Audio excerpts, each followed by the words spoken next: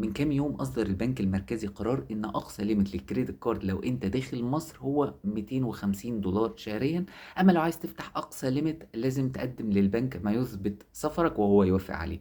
لكن النهارده سهِّل الموضوع شوية والبنك المركزي أصدر قرار إن أنت لو عايز تسافر مجرد بس كلم البنك أو اعمل زيارة للفرع بتاعك وقُل لهم إن أنت مسافر وهيفتح لك أقصى ليميت للكريدت كارد، وبعد كده سافر براحتك بس في خلال 90 يوم لازم تقدم للبنك ما يثبت إن أنت مسافر، يعني جواز السفر عليه تأشيرة الخروج والدخول. طب لو أنت لسه برّه مصر تعمل إيه؟ تقدم للبنك ما يثبت إن أنت لسه برّه مصر. أمّا لو ما قدمتش في خلال 90 يوم ما يثبت إن أنت كنت مسافر، البنك هيخطر الجهات المسؤولة وهيقللوا لك التصنيف الائتماني الI score، وده معناه إن هتتحظر أي credit card ليك في بنك تاني، ومش هتقدر تطلب أي credit card لإن التصنيف الائتماني بتاعك هيبقى قليل.